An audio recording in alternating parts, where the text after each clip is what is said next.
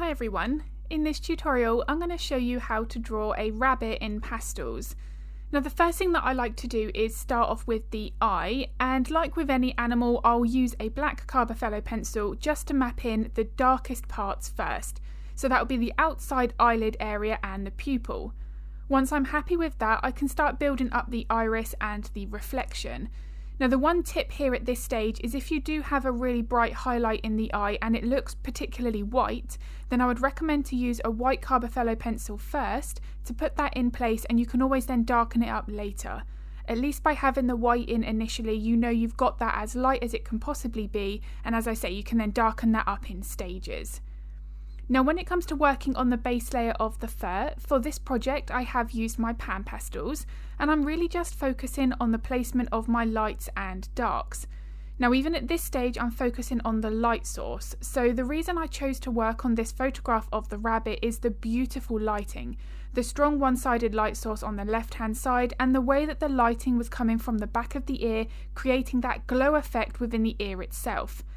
So what I wanted to do at this stage here is indicate that as best as I could. Now I don't want to put any dark pan pastel over those lightest highlights, because I want to know, just like with the reflection in the eye, that I've got that as light as it needs to be, because we can always darken that up later on. That's the wonderful thing with pastels, it's incredibly versatile. Now that being said, if you do realise that you've made your base layers too dark, we do have that freedom with pastels to add the lighter values over the top, but it is best to be a little bit more cautious when you're working with particularly bright highlights like this project. Now with that in mind, the contrast is so important. This is something that I talk about in all of my tutorials, both here on YouTube and my real-time step-by-step tutorials on Patreon. Now the contrast is what determines that three-dimensional shape of the animal, so if we don't have our dark values as dark as they should be and the highlights as light as they should be, it's going to look quite flat and two-dimensional, which obviously we want to avoid. So here you can see I'm using a mixture of my pastel pencils to build up my values gradually. However, I'll also come in with my darker pencils if I feel that that area needs to be enhanced with that contrast a little more. It's far easier to adjust your values at this stage before we start adding in those details that are sitting on the very top of that fur, because then obviously we're not going to have to work around those details or potentially draw over them. It saves a lot of time in the long run. Now in the real-time version of this tutorial, which is available now on Patreon, I really focus on the pencil technique. So this would be things such as how to hold the pencil, how much pressure to apply, how to move the pencil, and so on, because all of these things make a massive difference to how those pencil strokes look, depending on the desired effect with that fur texture that we're trying to create. So I want to be making sure that I'm really getting the most out of the pencils and enabling me to create those details that look fine and soft. I don't want any of those grainy details visible. I personally don't like that in my artwork. And in order for me to remove that from my drawings and make sure that doesn't happen, the layering process is so important. Now one of the common questions that I'm asked regarding layering is how to maximize the depth and realism. Now really there are a couple of things here that are going to impact that, but my one biggest tip is we have to make sure that not only the contrast is right, which obviously I've mentioned at the beginning of this video, but also that we have enough layers. We can't create this level of realism with just working with 2 or 3 layers. I lost count here with how many I added, but you want to be allowing at least 10 or 12. It's something that is always about building that up in stages, very gradually. If I work with my base layer and then put in my highlights on top, I'm going to significantly limit the amount of depth that is captured within that section, and ultimately then that will bring down the entire portrait when finished.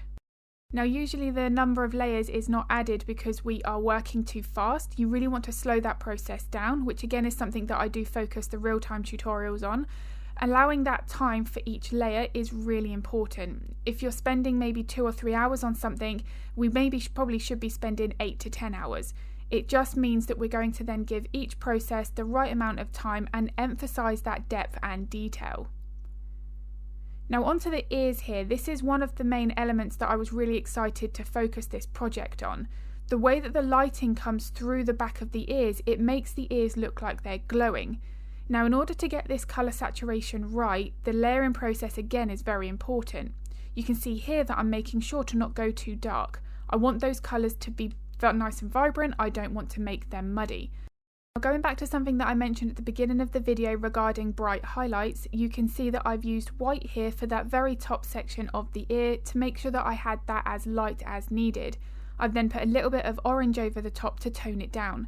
But by making sure I put the white in first, I know I'm going to have that nice and bright.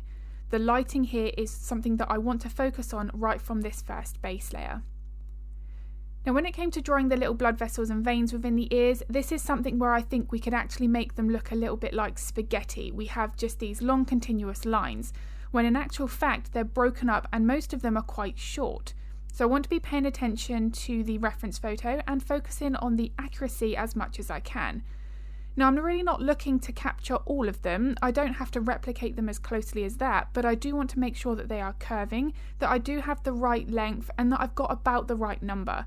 And what I mean by that is I don't want to just have 2 or 3. You can see here that at this stage, once I've built up my base layer, I'm coming back in and adding some more. Now in the reference photo there are a lot more of these little blood vessels visible, but I didn't have the space to add all of them.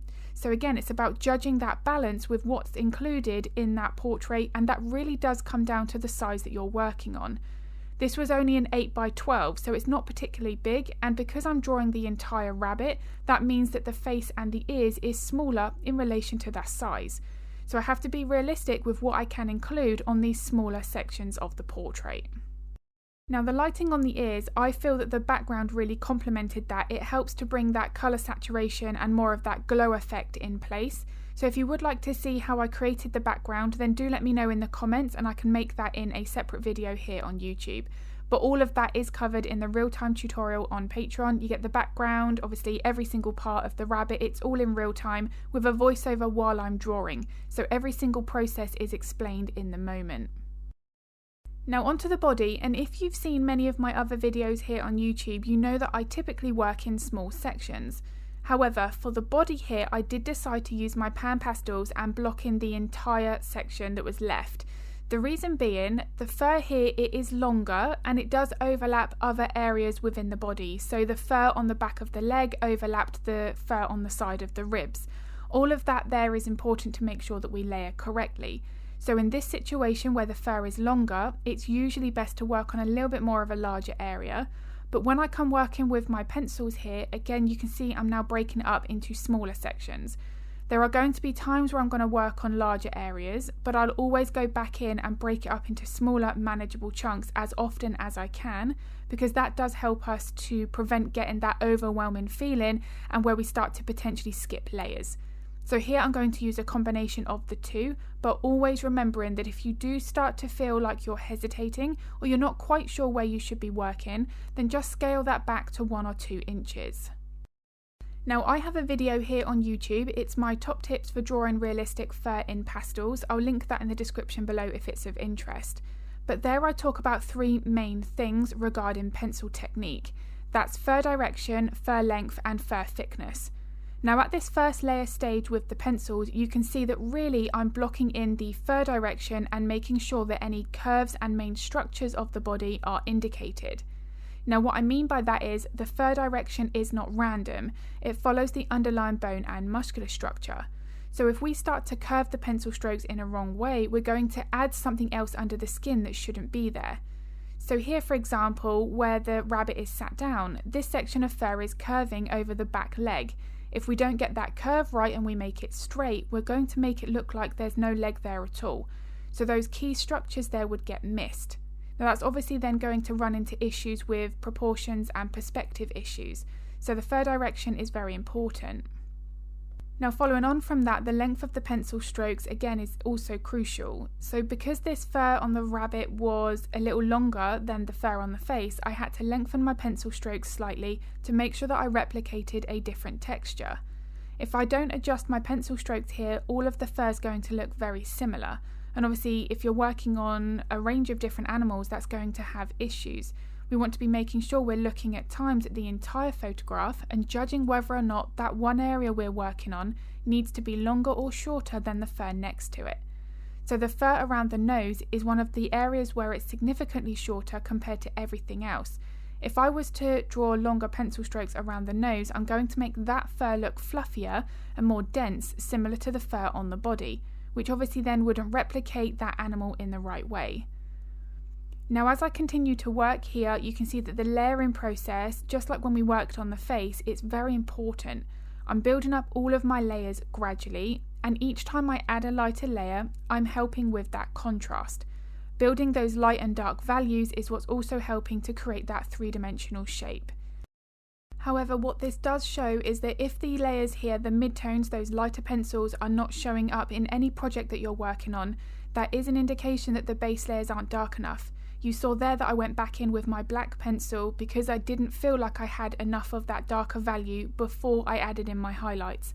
If you add your highlights and they're not visible, that is a good indication that the layers underneath do need to be darkened. So I really do hope that this video has been useful. If it was, I would really appreciate it if you could give it a like and a thumbs up. It makes a huge difference to my channel. I also upload a couple of videos to YouTube every week, so if you would like to get notified of that content, then don't forget to hit the subscribe and the bell button.